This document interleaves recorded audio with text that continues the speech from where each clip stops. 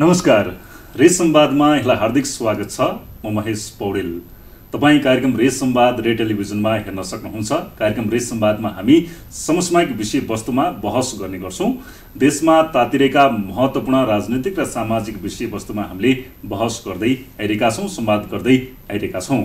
र आज पनि हामी त्यस्तै एउटा महत्त्वपूर्ण विषयवस्तुमा कार्यक्रममा संवाद गर्न खोजिरहेका छौं र हामीले विभिन्न घटना परिघटनाहरू जुन राजनीतिका हुन्छन्, समाजका हुन्छन्, तिनै विषयवस्तुमा सम्बन्धित व्यक्तिसँग कार्यक्रममा संवाद गर्ने गर्छौं।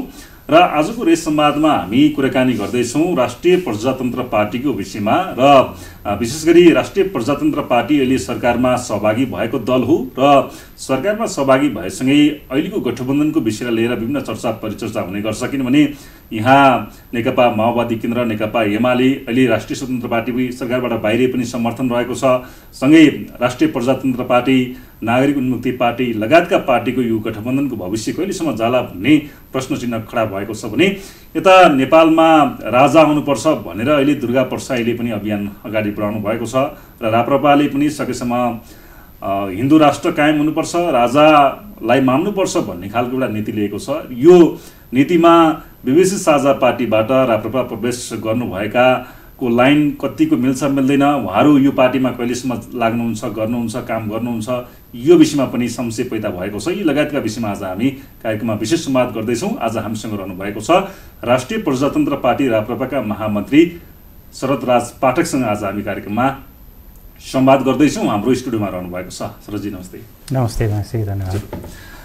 अब तपाईँलाई अब पहिलो प्रश्न यहीँबाट गरौँ। अब दर्शकले पनि चाहेको प्रश्न भनौँ न, तपाईँ जुन लाइनबाट जुन लाइनमा आउनुभएको छ होइन, बीबीसी साझा पार्टीबाट राष्ट्रिय प्रजातन्त्र पार्टीमा आउनुभएको छ, कस्तो भइरहेको छ यात्रा? हामीले विवेकशील साझा पार्टीको एउटा ठुलो टिम जुन हिसाबले नेपालमा यी ठुला भनेका राजनीतिक दलहरूको सिन्डिकेट तोड्ने र मुलुकलाई वास्तविक सुशासनको मार्गचित्रमा डोर्याउने र पछिल्ला राजनीतिक परिवर्तनहरू ती विधिवत भएका थिएनन्, त्यसले मुलुकलाई सही बाटोमा डोर्याउन पनि सकेन। त्यो हुनाले मुलुकलाई अब सही ट्र्याकमा डोर्याउन अन्य राजनीतिक शक्तिहरू जसलाई विकल्पका रूपमा नागरिकले हेरेका छन् ती एक ठाउँमा हुनुपर्छ भनेर विवेकशील साझामा भएको एउटा ठुलो टिम त्यो पार्टीबाट अलगिएर, त्यो पार्टीलाई एकीकरण गरेको होइन, त्यो पार्टीबाट अलगिएर राष्ट्रिय प्रजातन्त्र पार्टीसँग एउटा समूहले एकीकरण गरेको हो। अहिले जहाँसम्म पार्टीको यात्रा कसरी अगाडि बढेको छ भन्ने तपाईँको प्रश्न छ, केही महिना भयो होइन, हामी निर्वाचनको थोरै अगाडि एकताको घोषणा भयो, त्यसपछि समायोजनको प्रक्रियामा गयौँ। अनेक उतार चढाव राष्ट्रिय राजनीतिमा देखिएको छ। त्यसमा हामीले हाम्रो समेतको सहभागिताले राष्ट्रिय प्रजातन्त्र पार्टीभित्र अहिले अलिकति भरपर्दो आशा गरिएको राजनीतिक शक्तिका रूपमा जसरी निर्वाचनमा हेरियो राष्ट्रिय प्रजातन्त्र पार्टीलाई, त्यसलाई अझ थप उचाइमा पुर्याउने कामका लागि हामी आन्तरिक रूपमा गर्नुपर्ने गृह कार्यहरू अलिकति योजनाका तपाईँहरूको लाइन मिलेको छ भन्ने प्रश्न मेरो हो। तपाईँहरू जुन लाइनबाट आउनुभएको थियो, अहिले जुन लाइनमा हुनुहुन्छ त्यो पार्टीसँगको, पार्टीले जुन सिद्धान्त अगाडि बढाएको छ राप्रपाले, तपाईँहरू एउटा फरक धारबाट नयाँ पार्टी स्थापित गर्नुपर्छ, नयाँ वैकल्पिक शक्ति चाहिन्छ नेपालमा, वैकल्पिक राजनीतिको शक्ति चाहिन्छ भनेर पार्टीमा लाग्नु भएको व्यक्ति अहिले पुरानो पार्टी जुन पार्टीले राजाको कुरा उठाउँछ होइन, हिन्दू राष्ट्रको कुराहरू उठाउँछ, केही फरक दृष्टिकोण छ तपाईँहरूले लिनुभएको लाइनभन्दा, त्यो लाइनमा तपाईँहरू समाहित हुन सक्नु भएको छ भन्ने होइन? त्यो त कस्तो, यो प्रश्नै अलिकति तपाईँको अप्ठ्यारो भयो। किनभने लाइन नमिलेका पार्टी समूह लाइन नमिलिकन एकीकरण गरेको होइन नि, राष्ट्रिय प्रजातन्त्र पार्टीले उठाइआएको होइन। म यसमा प्रश्न भनिहालेँ। तपाईँलाई के अब कुरा आउँछ भने राष्ट्रिय प्रजातन्त्र पार्टीमा तपाईँहरू आउनु पछाडि रविन्द्र मिश्रले पहिले त उहाँले उम्मेदवार पाउनुभयो, त्यही पार्टीबाट टिकट पाउनुभयो, काठमाडौँको जुन क्षेत्रमा उहाँले टिकट पाउनुभयो, त्यो एउटा उम्मेदवारीसँगै उहाँका लाइनका मान्छेहरूलाई पार्टीभित्र राष्ट्रिय प्रजातन्त्र पार्टीले पद दिएर तपाईँहरू आउनुभएको सिद्धान्त विचार मिलेर होइन कि भनेर आरोप लागेको छ कि त्यसको जवाफ दिनुहोस्। अब यस्तो छ, त्यो तपाईँको अगाडि उपस्थित मै छु जसले राष्ट्रिय प्रजातन्त्र पार्टीसँग, पार्टीले घोषणा गरेको वार्ता समितिसँग हाम्रो पक्षको वार्ताको तदारुकता लिएको, एक खालको नेतृत्व लिएको व्यक्ति तपाईँसँग अहिले म बोलिरहेको छु।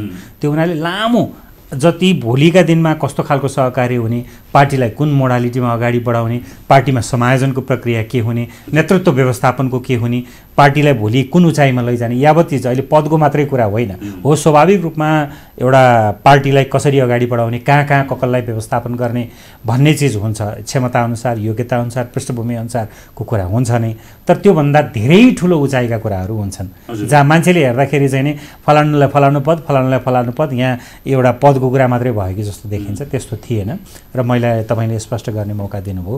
राष्ट्रिय प्रजातन्त्र पार्टीमा 40 जनाको केन्द्रीय समितिको सङ्ख्यासहित र विभिन्न पदाधिकारीहरूसहित हामी त्यहाँ गएका हौँ र कुनै पनि संशय के नहोस् भने राष्ट्रिय प्रजातन्त्र पार्टीसँग एजेन्डा नमिलिकन अथवा एजेन्डालाई स्वीकार नगरिकन त्यहाँ गएका हौँ भन्ने प्रश्न त त्यो युक्तिसङ्गत प्रश्न किन पनि होइन भने सङ्घीयताको विपक्षमा हामीले उतिखेरै एकताभन्दा पहिला नै बोलेका हौँ। सङ्घीयता मुलुकको हितमा छैन र यो आर्थिक दृष्टिकोणले मात्र होइन, भूराजनीतिक दृष्टिकोणले पनि नेपालको हितमा छैन। यसले थप चाहिँ जुन खालको भूराजनीतिक जटिलतामा नेपाल फस्दैछ दिनानुदिन, यसले ल्याउने दुष्परिणामहरूले मुलुकलाई अप्ठ्यारो पार्छ भनेर हामीले पहिल्यै बोलिसकेका थियौँ। अब धर्मनिरपेक्षताबारे हामीले 2-3 वर्ष अगाडि नै लुम्बिनी बेलामा प्रश्न उठाएर आएकै थियौँ होइन, घोषित रूपमा। अब रह्यो तपाईँको राष्ट्रप्रमुखको हुने भन्ने विषयमा राष्ट्रिय प्रजातन्त्र पार्टी र हाम्रो बिचमा एकताभन्दा अगाडि फरक मतहरू थिए। दुवै पक्ष प्रत्यक्ष निर्वाचित कार्यकारी प्रधानमन्त्री हुनुपर्छ, अब सेरेमोनियल हैसियतको हेड अफ द स्टेटको हुने, राष्ट्रप्रमुखको हुने भन्ने चिजमा राष्ट्रिय प्रजातन्त्र पार्टीले अब स्थापनाकालीन समयदेखि नै राज संस्थाको कुरा गरेका थियो भने हामीले अलिकति फरक राष्ट्रप्रमुख चाहिँ एउटा अलिकति ख्यातिप्राप्त गैरदलीय व्यक्तित्व हुनुपर्छ भनेका थियौँ। लगभग मिटिङ पोइन्ट भयो, कुराकानी गऱ्यौँ, सुशासनको सवालमा हाम्रो कुरा मिल्यो। तपाईँको सर्भिस डेलिभरी, नागरिकको विकास समृद्धिको आकाङ्क्षा, यी यावत चिजमा अलिकति प्रतिबद्ध भएर लाग्ने एउटा नयाँ पुरानोको कुरा भएन, इतिहास कसको पुरानो छ भन्ने कुरा भएन। मात्रै के भने राष्ट्रिय प्रजातन्त्र पार्टीमा पनि महाधिवेशनपछि जुन खालको नयाँ नेतृत्व आयो त्यसले सृजना गरेको एउटा ठुलो आशा र सम्भावना र हामी मिसिँदाखेरि यो पार्टीले नयाँ उचाइमा लैजान सकिन्छ। एउटा यस्तो दल जसले राष्ट्रियता, नेपालको राष्ट्रिय हित, अखण्डता, नेपाली बीच टुट्दै गएको त्यो भाइचाराको सम्बन्ध होइन, जो अनेक खालको जातीय, धार्मिक, क्षेत्रीय विखण्डनका कुराहरू लाद्न भरमग्दुर प्रयत्न गरिएको छ, त्यसलाई चिर्न सकिन्छ पार्टी अलिकति बलियो बनाउँदाखेरि भनेर हामीले एकता गरेका हौँ। र मलाई लाग्छ त्यो हाम्रो अहिले फर्केर हेर्दाखेरि त्यो एकताको निर्णय एकदमै ठिक निर्णय थियो। हजुर, अब भनेपछि त्यो पार्टीमा तपाईँहरू राष्ट्रिय प्रजातन्त्र पार्टीमा आउनु पछाडि चाहिँ धेरै कुराहरूमा सहमति भएर वार्ताहरू भएर त्यही अनुसार आउनुभएको हो। वार्ता नै तपाईँलाई भन्यो झन्डै 8-9 महिना त हामीले वार्तै गऱ्यौँ। हजुर, तपाईँले त्यो सार्वजनिक मिडियामै आएको कुरा हेर्नुहुन्छ भने जुन दिन अहिलेका पार्टीका अध्यक्ष हाम्रो राजेन्द्र लिङ्गदेन र महामन्त्री धवल शमशेर राणा रविन्द्रजीको घरमा होइन, हाम्रा तत्कालीन अध्यक्ष रविन्द्रजीको घरमा गएर यसको औपचारिक रूपमा कुराकानीको सुरु भयो, त्योदेखि एकताको निर्णय गर्ने बिन्दुसम्म हामीले 8-9 महिना गुजारेका छौँ। त्यो बिन्दुमा भनेपछि रविन्द्र मिश्रले जुन राजाको कुराहरू बिचमा जोड्नु भएको थियो त्यसकै त्यो परिणामस्वरूप त्यही कुराहरू आएको होइन, वार्ता भइरहेको थियो। त उहाँ विविध साझा पार्टीमा हुँदा पनि उहाँमाथि जुन आरोप लागेको थियो, राजाको कुरा उठाउनु भयो भन्ने कुरा त्यो वार्ताकै बेलामा हो कि जस्तो लाग्यो र सरजी तपाईँले कुरा होइन, उहाँले त मार्ग परिवर्तन भनेर घोषित रूपमा गर्नुभएकै हो नि, त्यसमा त कुनै दिविदै छैन। लुकाइ छिपाई लुकेर कुनै त्यस्तो गरेको होइन हो। केही साथीहरूले यो हामीले स्थापना गरेको तर सङ्केत गर्नुभएको थियो नि, त्यो राप्रपामा उहाँ जान खोज्नु भएको कि भन्ने खालको सङ्केत त उहाँको त्यतिखेरको विचारबाट, अभिव्यक्तिबाट पनि आइसक्यो। यस्तो जाने आउने कुरा थिएन, यसलाई तपाईँलाई म स्पष्ट पारौँ। यो कोही कतै गएको, कोही कतै आएको होइन, यो एकदमै दुवै पक्षले अत्यन्त आवश्यकता बोध गरेर गरिएको एकता हो। र तपाईँले कार्यक्रमको नामै हेर्नुभयो भने एकता घोषणा सभा भनेर भनिएको छ। हामीले मानेको नेता जसलाई हामीले, जसको अध्यक्षतामा हामी पार्टीमा थियौँ, उहाँ पक्षको भन्यौँ, किनभने केही साथीहरूले त्यो पार्टीलाई अगाडि बढाउँछौँ भन्ने प्रतिबद्धता देखाइसकेपछि सामान्यतया के हुन्छ भने धेरै अलिकति विग्रह निकाल्ने हुन्छ। हामीले त्यहाँ पार्टीमा एकजना महिला सक्षम नेत्रीलाई हाम्रो नजरमा उहाँलाई स्थापित गरिकन उहाँलाई ल तपाईँ पार्टी अगाडि बढाउनुहोस्, अब पार्टीको आवश्यक काम कारबाही हामी अलगिन्छौँ र हामीले सोचेको बाटोमा अगाडि बढ्छौँ भनेर यो पार्टी एकता। तर तपाईँहरूलाई त्यसरी भयो, पार्टीलाई भद्रगोल बनाएर रविन्द्र मिश्रले विविध साझा पार्टीलाई जुन स्थानमा उहाँले ल्याउनु पर्ने थियो, जुन स्थानमा उहाँले पुर्याउनु पर्ने थियो, एकदमै गाह्रो अप्ठ्यारो अवस्थामा आएर पार्टीलाई आफैले स्थापित गरेको पार्टी, आफैले लिएको लाइनलाई छोडेर उहाँले पार्टीलाई ध्वस्त बनाउनु भयो भन्ने आरोप लागेको छ नि। अब यस्तो छ, नेपाली समाजले अलिकति ठुलो चित्र हेर्न जान्दैन के। समाज के छ भने तपाईँ अहिले क्षणिक एक पाइलो हिँड्दाखेरि मलाई ठेस लाग्यो भने रोएर बस्दिने, चिच्याउने, कराउने होइन, यात्रा कहाँसम्मको हो त्यो नहेर्ने। अब अहिले तपाईँले यो दृष्टिकोणले त कस्तो भने अब हुन त म विगतमा त्यति धेरै जान चाहदिनँ, यो कसैप्रति तितो त्यस्तो होइन यस्तो छ। हिन्दीमा एउटा उखान गीतै छ नि, कुछ तो लोग कहेंगे लोगों का काम है कहना, गीत छ होइन। मान्छेहरूले तपाईँ जेसुकै भन्नुहोस् जेसुकै गर्नुहोस् कुराहरू गर्छन्। गणेशमान सिंहले प्रजा परिषद छोडेर नेपाली कङ्ग्रेस, आफूले स्थापना गरेको प्रजा परिषद छोडेर नेपाली कङ्ग्रेसमा आउँदा गणेशमान सिंहलाई जुन अहिले रविन्द्र मिश्रमाथि अथवा हामीमाथि लगाइएको लान्छना छ गणेशमानजीमाथि लगाइयो, किनभने उहाँले तात्कालिक अवस्थामा त्यो समयको आवश्यकता हो भनेर बोध गरेर त्यो निर्णय लिनुभयो। कृष्णप्रसाद भट्टराईले पार्टी छोड्दै गर्दाखेरि जुन लगाउनु भयो, कृष्णप्रसाद भट्टराईले पार्टी छोड्दाखेरि, नेपाली कङ्ग्रेस छोड्दाखेरि, संस्थापक मध्येका नेताले पार्टी छोड्दाखेरि भनेको कुरा लेखेको पत्र तपाईँले पढ्नुभयो, राजीनामा पत्र, कति मार्मिक कुराहरू छ। तर उहाँलाई लाग्यो ए बाबा मुलुक सही दिशामा गइरहेको छैन, पार्टीले लिएको लाइन ठिक छैन। त्यसै गरी विश्वेश्वर प्रसाद कोइराला त्यत्रो लामो निर्वासन बस्नुभयो, आएर तपाईँको यहाँ जेलमा राखियो, हिरासतमा राखियो बन्दीका रूपमा होइन, राजद्रोहका कैयन मुद्दाहरू लगाइयो। जसले उहाँलाई दुःख दियो भन्ने अरूको नजरमा थियो, उहाँले त त्यही राज संस्थाको अपरिहार्यता तात्कालिक अवस्थामा कुरा गर्नु भनेको विशिष्ट परिस्थितिमा अलिकति मुलुकको दूरगामी हित, स्थायित्व होइन, मुलुकको प्रगति, समृद्धि, यो राजनीतिक अनेक खालका दाउपेचहरूका बिचमा हाम्रो जुन खालको अवस्थिति छ होइन, त्यो अवस्थितिमा मुलुकको हितलाई ध्यानमा राखेर केही मान्छेहरूले, केही समूहहरूले, केही व्यक्तिहरूले आफ्नो निहित स्वार्थ, म के बन्छु, मैले स्थापना गरेको म हुनुपर्छ, म गर्नुपर्छ भनेर निर्णय भन्दा मुलुकको आवश्यकताले हेरेर निर्णय गर्छन्। अब त्यो बेलामा आउने यदाकदा आलोचनालाई धेरै प्रतिवाद गरिरहन हामी चाहँदैनौँ। अब समाज के हो भने यो लोकतान्त्रिक समाज हो, यहाँ सबैको आफ्नो विचार राख्ने स्वतन्त्रता छ र त्यस्तो साथीहरूले एउटा चाहिँ के भन्छु भने समयक्रममा उहाँहरूले आवश्यकता बोध गर्नुहुन्छ अथवा महसुस गर्नुहुन्छ यो निर्णयको पछाडि के कारणहरू थिए, किन निर्णय गरिएको हो भनेर। हजुर, यता आइसकेपछि उहाँ भनौँ तपाईँको पार्टीका अध्यक्ष, पूर्व अध्यक्ष, अहिले पनि तपाईँ उहाँकै लाइनमा हुनुहुन्छ। उहाँ पार्टीमा उम्मेदवार बन्नुभयो र काठमाडौँबाट पराजित हुनु, पराजयको विषयमा समीक्षा त गर्नुभएकै छ होला तपाईँहरूले होइन। अब भावी रणनीतिकै कुरा गरौँ न, यो पराजयको थोरै समीक्षा गरिदिनुहोस् र भावी रणनीतिमा अब यो लाइनमा जुन राप्रपामा तपाईँहरू हुनुहुन्छ, यो यात्रा कहिलेसम्म जान्छ त होइन, कहिलेसम्म तपाईँहरू अगाडि बढ्नुहुन्छ र राप्रपाको लाइन के हो, अबको लाइन के हो? अब पहिला कमल थापा हुँदाखेरि र अब राजेन्द्र लिङ्गदेन हुँदाखेरिको चाहिँ राप्रपाले कसरी आफ्नो पार्टीका गतिविधिलाई अगाडि बढाउँछ भन्ने कुराहरू पनि अलि चासोको साथमा हेरेको छ। अहिले पार्टीले राम्रै सिट पनि प्राप्त गर्यो चुनावबाट होइन, यो विषयमा के भन्नुहुन्छ यहाँले? अब यस्तो हो तपाईँको होइन, कहिलेसम्मको सहकार्य भन्ने हेर्नुहोस्, राजनीतिक दलमा त्यस्तो किसिमको टिप्पणी त्यति जायज होइन, किनभने राजनीतिक सहकार्य अत्यन्त लामो, नत्र भने हेर्नुहोस् हामीले आफैले स्थापना गरेको, आफैले मेहनत गरेको, सङ्घर्ष गरेको पार्टीलाई अन्य साथीहरूलाई अगाडि बढाउनुहोस् भनेर सुम्पेर आइसकेपछि त अत्यन्त ठुलो, मैले अघि भनेको जस्तो राष्ट्रिय हितलाई ध्यानमा दिए होला, राष्ट्रिय हितका लागि यो पार्टीले उठाइआएका एजेन्डा जुन हामीले पनि त्यो पार्टीमा बस्यौँ, यहाँ यसको उसको नेतृत्व भन्ने कुरा गौण हो। आखिरी पार्टीमा कलेक्टिभ डिसिजनका कुराहरू हुन्छन् होइन, सामूहिक निर्णय हुन्छ, कमिटी प्रणालीहरू हुन्छ, समितिहरूभित्र छलफल हुन्छ, त्यो हिसाबले हामीले निर्णय गरेर गएका हौँ। जहाँसम्म सहकार्यको कुरा छ, यो पार्टीको हामी अत्यन्त लामो सहयात्रा हेरेका छौँ होइन। हो, अब राष्ट्रिय प्रजातन्त्र पार्टीले होइन, तपाईँको पहिलो दोस्रो प्रश्नको उत्तर दिइहाल्नु। अब तपाईँले नाम लिनुभएका व्यक्तिको बारेमा मेरो टिप्पणी किन पनि छैन भने उहाँसँग हामीले सहकार्य गरौँ, हामीले उहाँसँग सम्भवतः हाम्रो कहिले पनि सहकार्य हुने थिएन।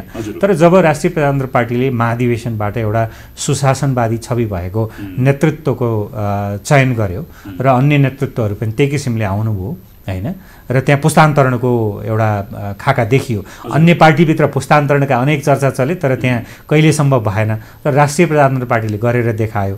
र हामी पनि एउटा यो मुलुकमा सबैभन्दा ठुलो समस्या भनेको अविकास, कुशासन र भ्रष्टाचार हो होइन। त्यो हुनाले सुशासनमुखी राजनीति भयो भने यो मुलुकका धेरै समस्या हल हुन्छ भनेर जुन हामीले त्यसको पक्षमा वकालत गर्दै आएका थियौँ, ठ्याक्क लाइन मिल्यो। अन्य एजेन्डा त छँदैछन्, तर सुशासनलाई प्रमुख एजेन्डा बनाएको हामी र सुशासनकै नारा दिएर अगाडि महाधिवेशनबाट आएको राष्ट्रिय प्रजातन्त्र पार्टीको नेतृत्व कुरा मिलिसकेपछि हामी त्यहाँ जोडियौँ र अहिले यो पार्टीलाई मुलुकको एकमात्र तपाईँको मिलेर जोडिनु भएको केही असहमतिहरू, केही बेमेलहरू पनि छन् कि तपाईँहरू आउनु पछाडि? छैन त्यस्तो बेमेलहरू केही पनि, राजाको कुराहरू, धर्मको कुराहरूमा केही त्यस्तो बेमेल त कसरी हुन्छ? पार्टीमा एक ठाउँमा आइसकेपछि कुनै पनि मन्थन गऱ्यौँ, विमर्शहरू गऱ्यौँ होइन, जोडिनुभन्दा अगाडि अब अन्य विषयहरूमा यो पार्टीको अलिकति अब जस्तो संसदीय राजनीतिमा यो पार्टीको विगतको पृष्ठभूमि त राम्रो छैन नि, नराटिकन भन्दाखेरि सबैलाई थाहा छ।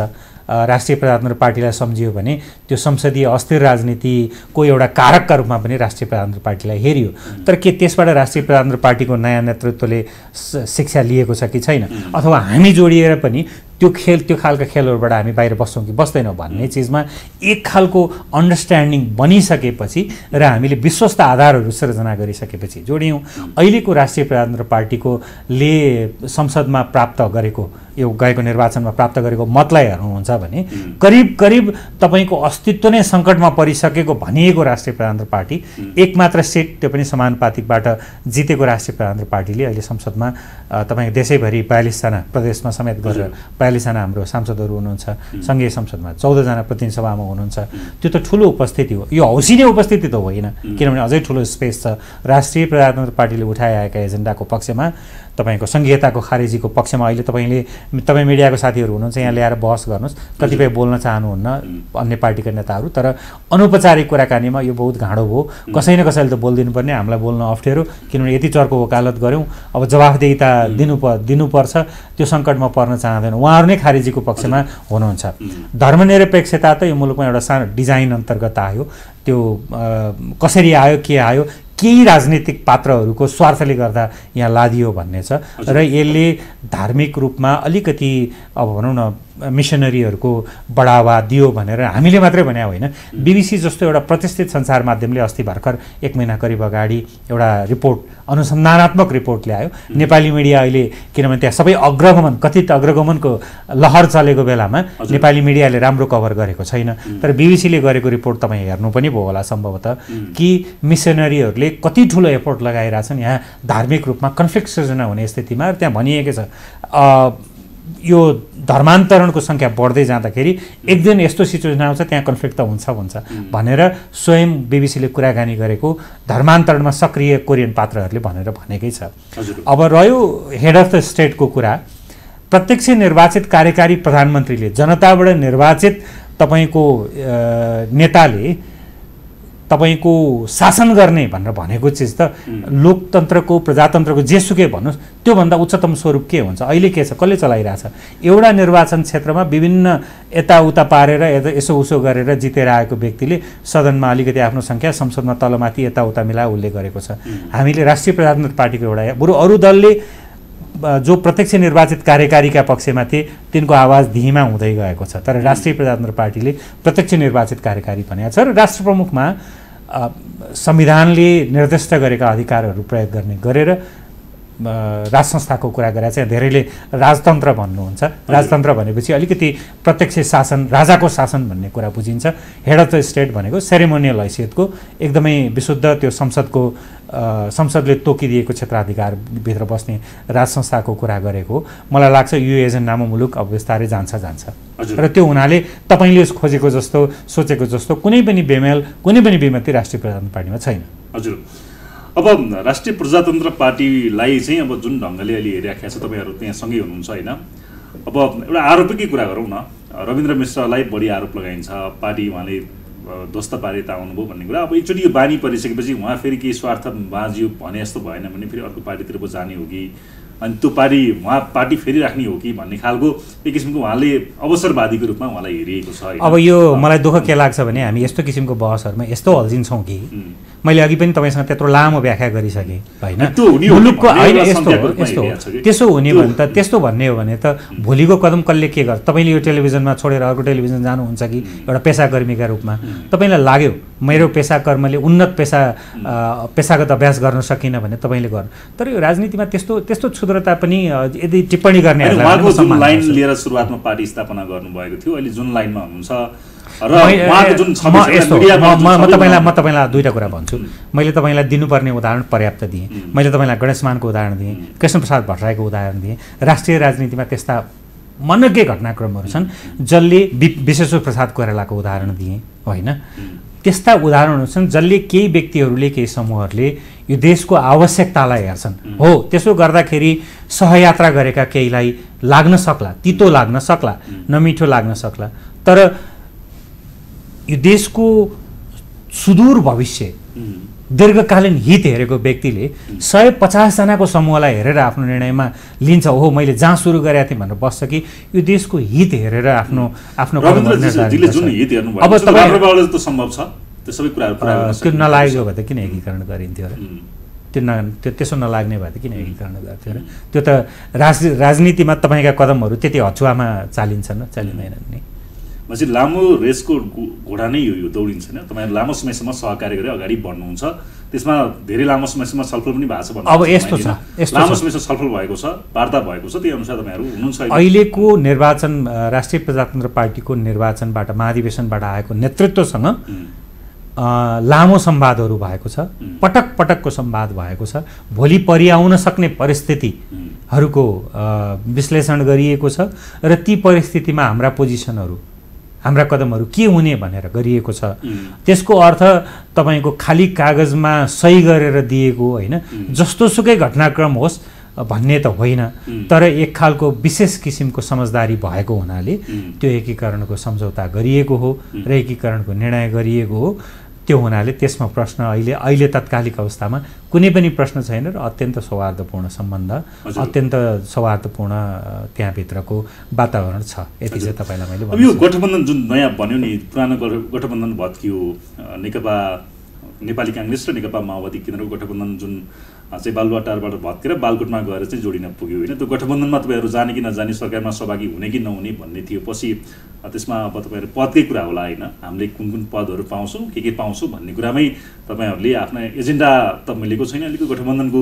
अब यो गठबन्धनसँग जुन तपाईँहरू जोडिनु भएको छ, तपाईँले राम्रै पद पाएको छ राप्रपाले होइन।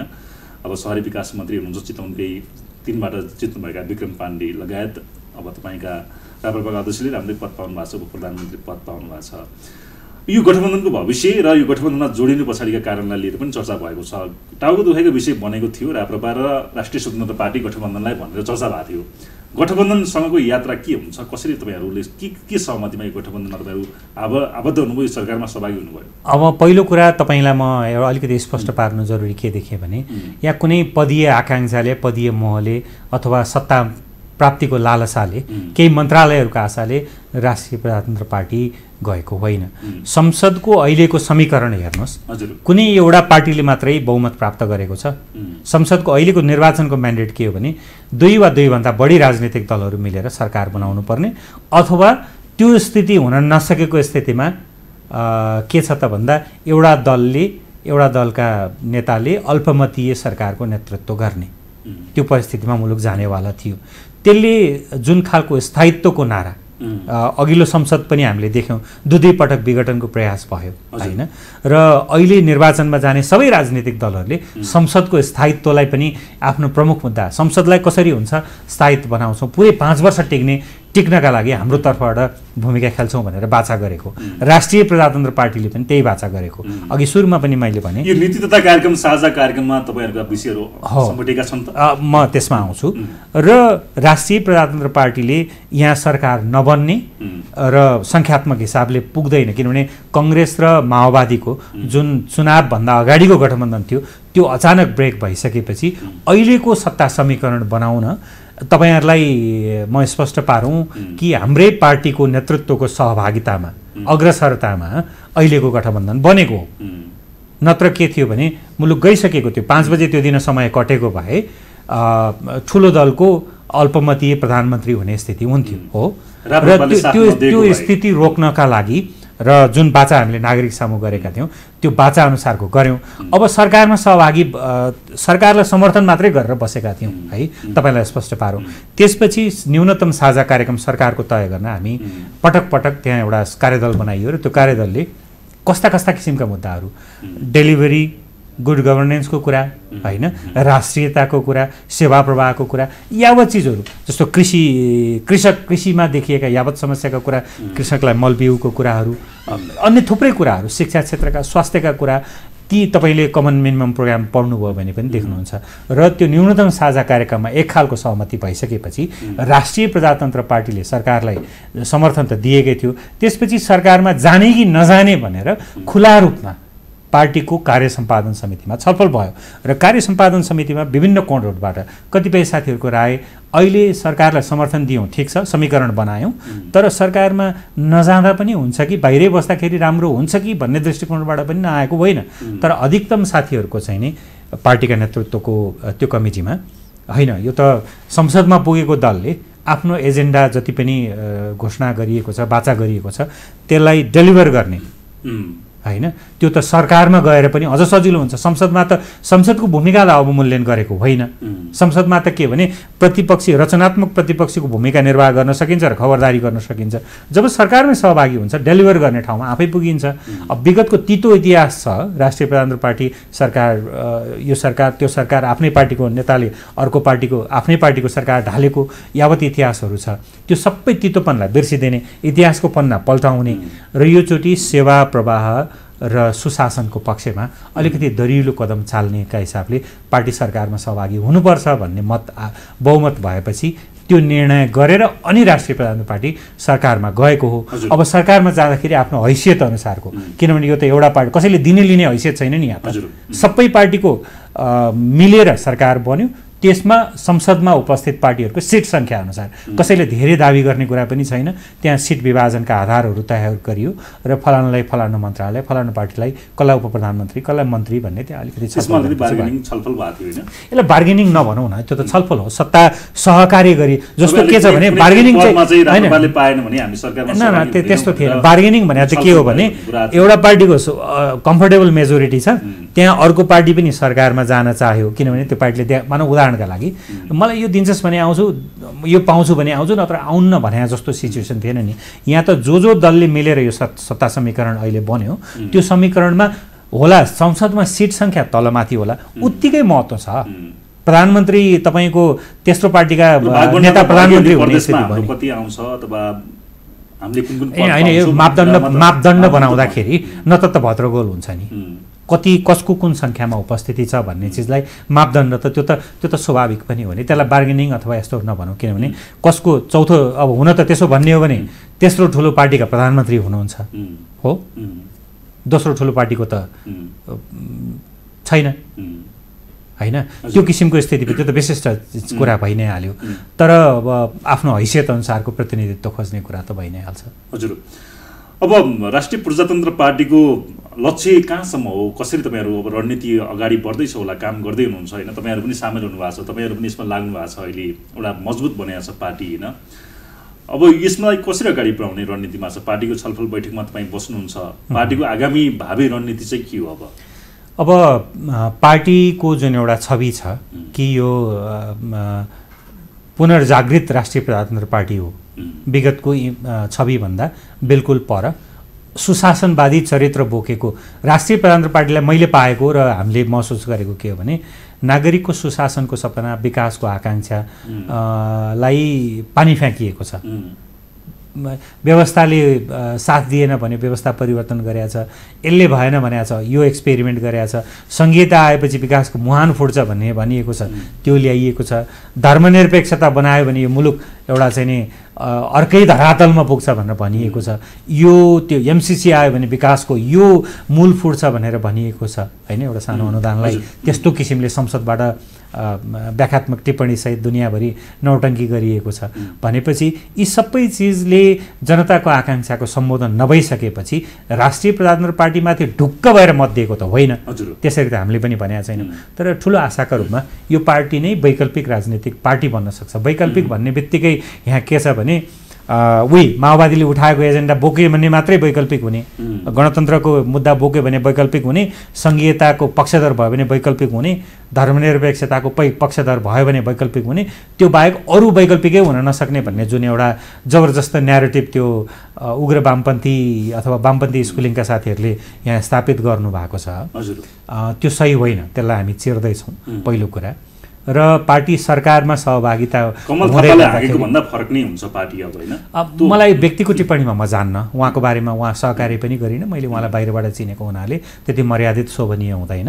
तर अहिलेको नेतृत्व हामी समेत सहभागी भइसकेपछि र अहिलेको पार्टीको नेतृत्व जुन छ पार्टीमा, त्यो नेतृत्वले यो पार्टीलाई फरक धरातलमा आउने, ल तपाईँलाई भनिदिउँ तपाईँले कहाँ पुग्छ भनेर भन्नुभयो, आउने निर्वाचनमा जनताको विश्वास यसरी जित्नु छ हामीले कि यो पटक सत्ताको सहयात्री, त्यो गठबन्धन बनाउने एउटा शक्तिका रूपमा हामी बन्यौँ।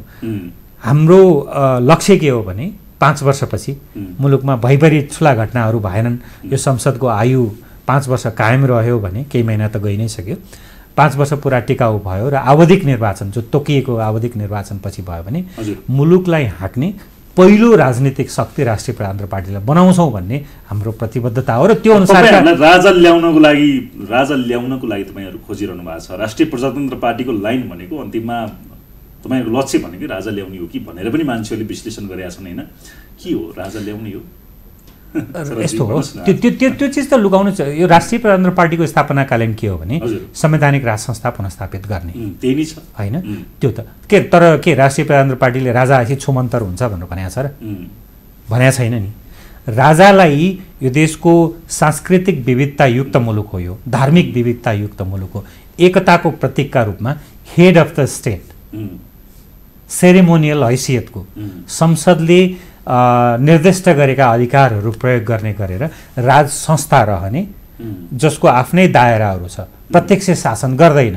हो, हिजो प्रत्यक्ष शासनको अनुभव गर्दाखेरि राज संस्थाले आफ्नो इतिहासै भनौँ न धुमेल बनाउने अथवा जुन खालका घटनाक्रमहरू यहाँ जनमानसमा कतिपय भ्रम पनि छरियो र राज संस्थाको त्यो कदमलाई अलिकति अलोकप्रिय रूपमा हेरियो र त्यसको नतिजा भोग्नु पर्यो हैन। तर राष्ट्रिय प्रजातन्त्र पार्टीले भनेको चाहिँ के हो भने संवैधानिक राज संस्थाको पुनर्स्थापना गर्ने। तर राष्ट्रिय प्रजातन्त्र पार्टी त्यसमा सीमित छैन नि। अहिले मैले अघि पनि भने प्रत्यक्ष निर्वाचित कार्यकारी प्रधानमन्त्री, भोलि आज राष्ट्रिय राजनीतिमा म छु, एउटा पार्टीको धेरै कुराहरू मिल्छ राजा बाहेक हैन। उहाँहरूको मलाई लाग्छ मैले जहाँसम्म पढेको छु, जहाँसम्म छु, उहाँहरू धर्मनिरपेक्षता ठिक छ भन्नुहुन्छ, उहाँहरू सङ्घीयता लगभग ठिक छ, तर यो प्रदेशको संरचनामा थोरै केही मिलेको छैन हो भन्ने जस्तो लाग्छ होला।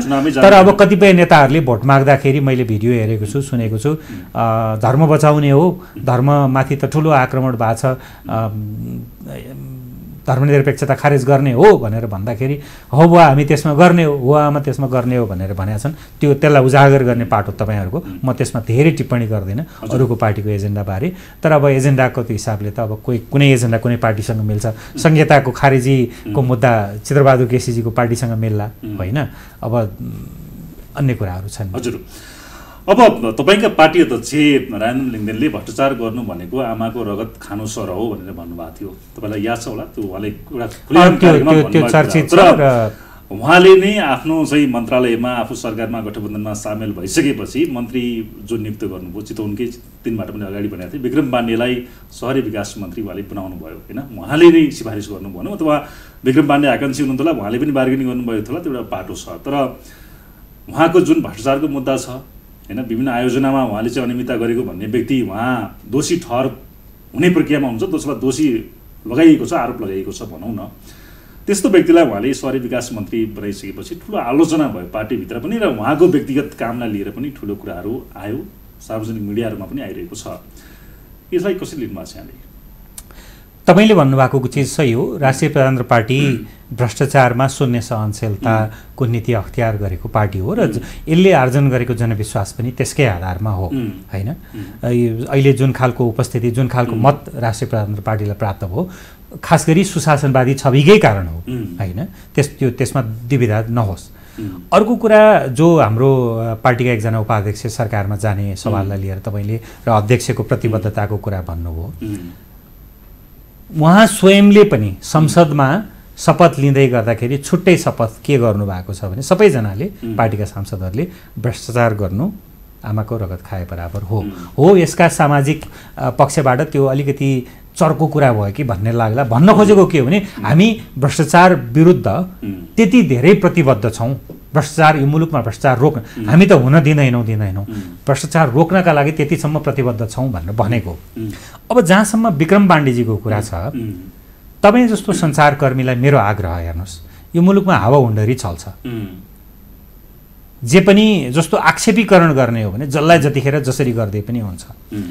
विक्रम पाण्डेको बारेमा खास गरी सेक्टामा मुद्दा उहाँलाई लाग्यो होइन, त्यसलाई विशेष अदालतले सफाई दिएको चिजलाई हामी कानुनी राज्यमा विश्वास गर्छौँ भने अदालतले दिएको न्याय निरूपणमा विश्वास गर्छौँ भने कि त भन्नु पर्यो हामी अदालती मुद्दामा अदालती प्रक्रियाले अदालतले दिएको फैसलालाई स्वीकार गर्दैनौँ भन्नु पर्यो। हामी एउटा यस्तो सेट बनाउँछौँ जहाँ जसले जे मन लाग्यो त भ्रष्टाचारी होस् भनेर तँलाई भनिदिएपछि त्यो भ्रष्टाचारी नै हो भनेर करार गर्ने, राज्यले त्यही किसिमको दण्डित गर्ने, पार्टीले त्यही किसिमको व्यवहार गर्ने, नागरिकले त्यही किसिमको लान्छना लगाइरहने एउटा पद्धतिको विकास गर्न चाहन्छौँ भन्नु पर्यो। होइन भने आजको स्थितिमा त उहाँ त विशेष अदालतबाट सफाई प्राप्त व्यक्ति हो नि।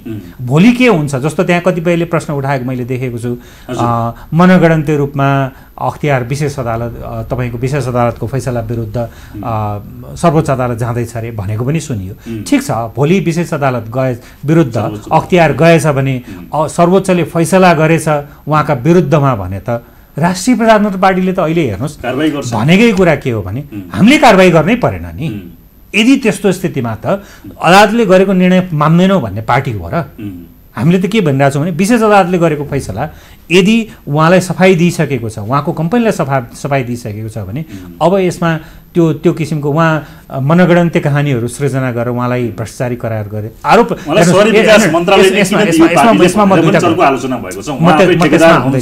यो महत्त्वपूर्ण विषय छ, म यसमा आउन चाहन्छु। अब अदालतले सफाई दिएको एउटा पाटो हो।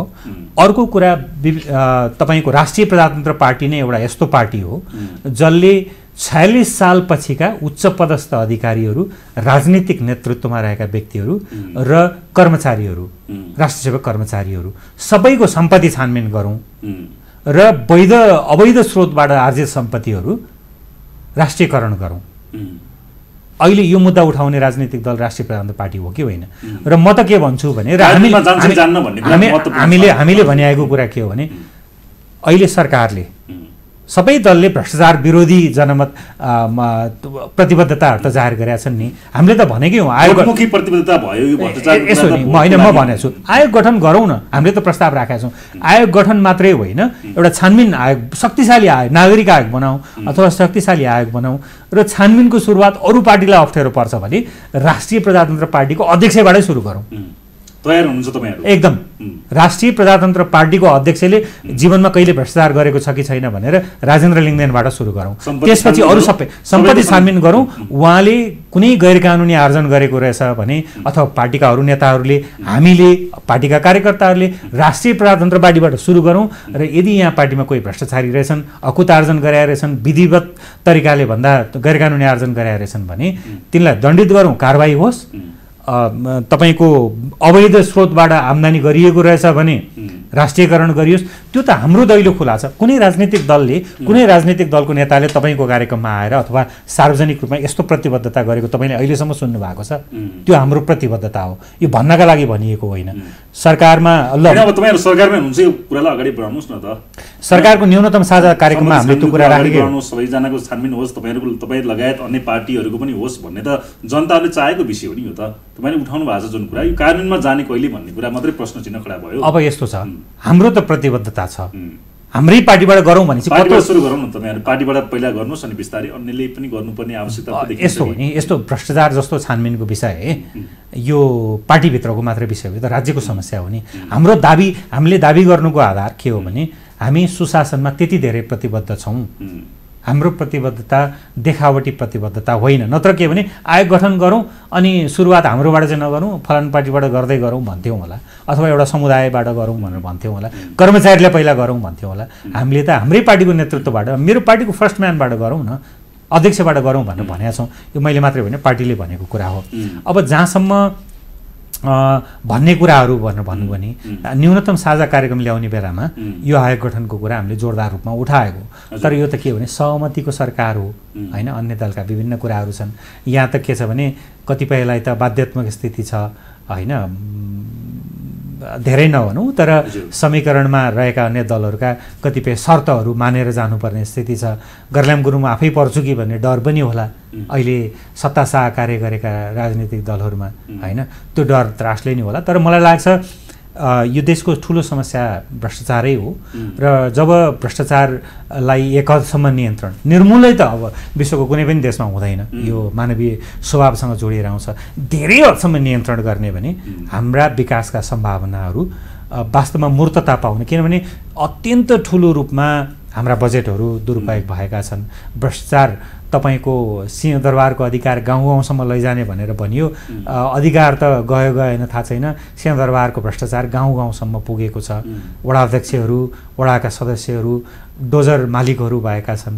परियोजनाहरूमा कहाँ कसले कति अनुदान सहरी विकास मन्त्री बनाएर राप्रपाले भनेर तपाईँहरूले आरोप खेप्नु भएको छ। अब यस्तो छ, यो कन्फ्लिक्ट अफ इन्ट्रेस्टको विषय चाहिँ धेरै उठ्यो, होइन? अब यसमा दुईटा दृष्टिकोण, देशले कानुन जस्तो अहिले अर्को पाटो आफै ठेकेदार हुनुहुन्छ, उहाँलाई नि किन सहरी विकास मन्त्रालय दियो? आफ्नै जुन मन्त्रालय उहाँले चाहनुहुन्छ, जुन मन्त्रालयमा उहाँले काम गर्न सक्नुहुन्छ अथवा के हो, ठेकेदार हो नि उहाँ त, खास त कालिका कन्स्ट्रक्सनको मालिक हो, ठेकेदारको मालिक हो, उहाँलाई नि सहरी विकास मन्त्रालय किन दियो भनेर अर्को आलोचना होइन। यो प्रश्नलाई म नकार्दिनँ, प्रश्न उठाउनेहरूको आफ्नो हक छ, होइन? प्रश्न उठाउन पाइयो।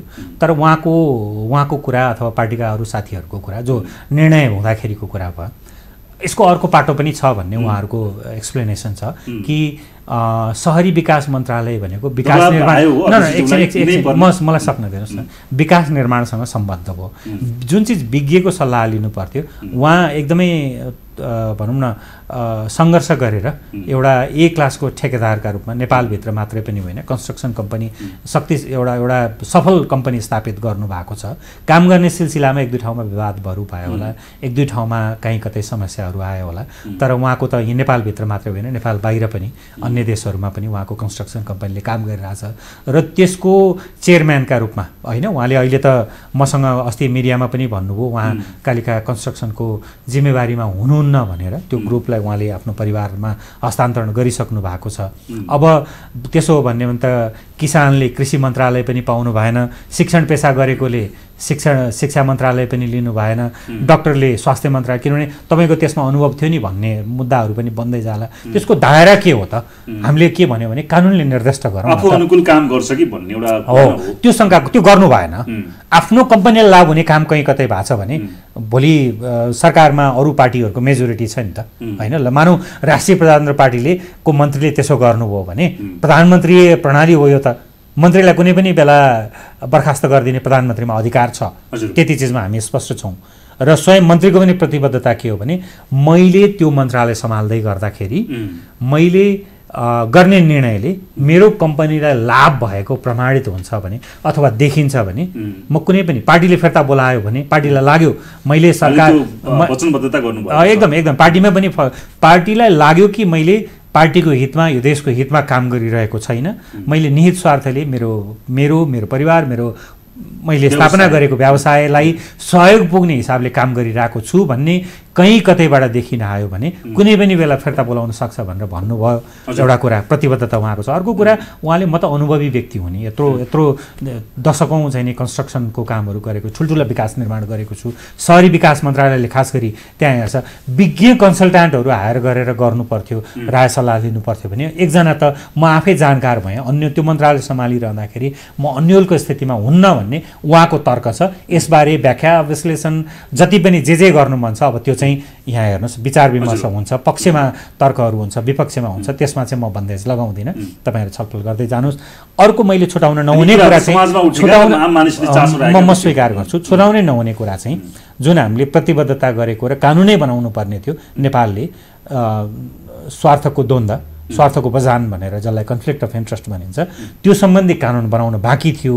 अहिले हाम्रो पार्टीबाटै कानुन मन्त्री बन्नुभएका ध्रुवबहादुर प्रधानले त्यसको विधेयकको मस्यौदा गर्दै हुनुहुन्छ, तपाईँको जानकारीका लागि। अब यसलाई संसदमा छलफल हुन्छ र कानुन बनेर आयो भने कसले के मन्त्रालयमा लिन पाउने कि नपाउने त्यसको दायरा कानुनले निर्दिष्ट गरिदिन्छ। त्यसपछि यस्ता किसिमका बहसबाट सम्भवतः हामी धेरै पर बहसमा जानै नपर्ने स्थिति पनि आउला। अब अन्तिममा चाहिँ शरदजी हामी अन्तिममा छौँ। मैले धेरै प्रश्नहरू छुटाएको पनि हुन सक्छु, तपाईँले कार्यक्रममा आइसकेपछि म चाहिँ यो कुरा आज भन्छु अथवा पार्टीको भावी रणनीतिमा अझ बढी म बोल्छु भन्नुभएको थियो मलाई, होइन? विगतको कुराहरूमा भन्दा पनि अन्तिममा चाहिँ राष्ट्रिय प्रजातन्त्र पार्टीमा तपाईँ महामन्त्री पदमा हुनुहुन्छ अहिले होइन, एउटा जिम्मेवार पदमै हुनुहुन्छ र तपाईँ पनि भोलि यही पार्टीबाट उम्मेदवार दिने चुनावमा आउने त रहन्छ होला नै, जहाँसम्म लाग्छ। तपाईँ चितवनमा आफ्नो प्रतिनिधित्व गर्नुहुन्छ, त्यहाँ जानुभएको छ होला, कतिपय त्यहाँ तपाईँलाई अप्ठ्यारो पनि परेको छ भन्ने मलाई लाग्छ। किनभने तपाईँ कुनै बेला विविध साझा पार्टीका एजेन्डा बोकेर जानुहुन्थ्यो, राप्रपाका एजेन्डा बोकेर तपाईँ त्यो ठाउँमा जानु परिरहेको छ होइन।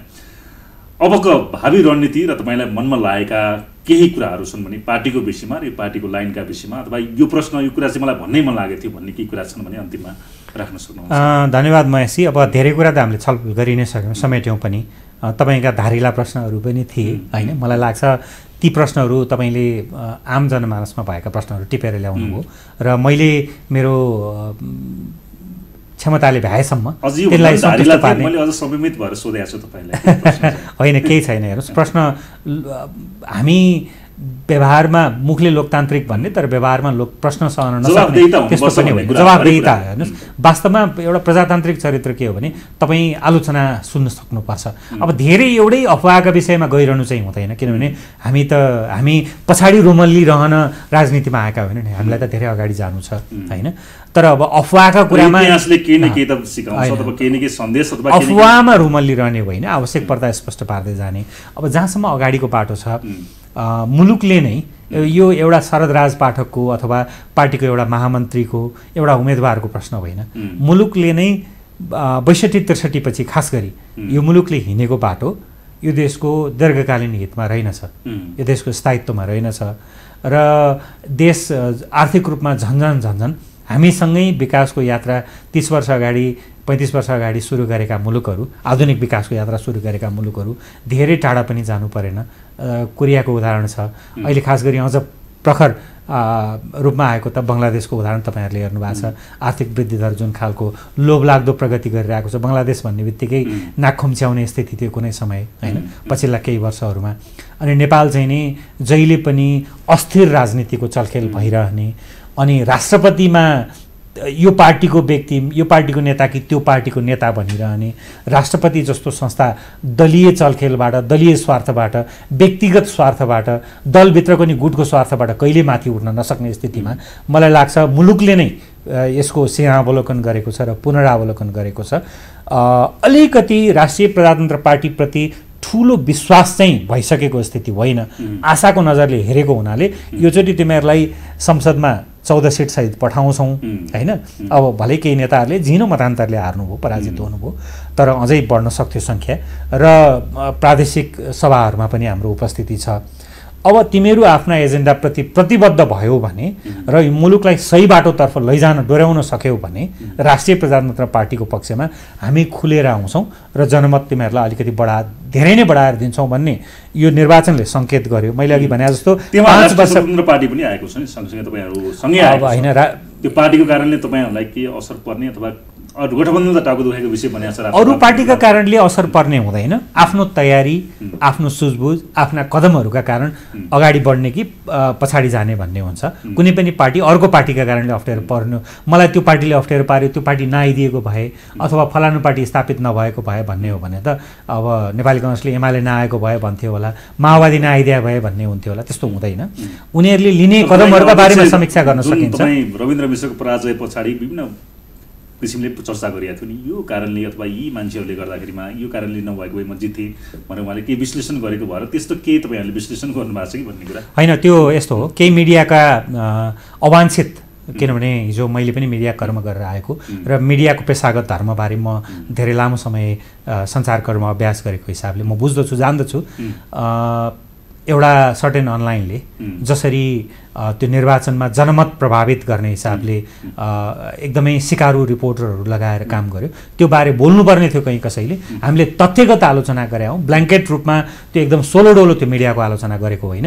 तपाईँहरूले गरेको त्यो अप्रोच सर्वेक्षणका नाममा जे गर्नुभयो त्यो गलत हो, त्यसले जनमत प्रभावित गर्यो। किनभने लोकतन्त्रमा, प्रजातन्त्रमा जनमत साना साना चिजले प्रभावित हुन्छ, खास गरी चुनावको नजिक आउँदै गर्दाखेरि होइन।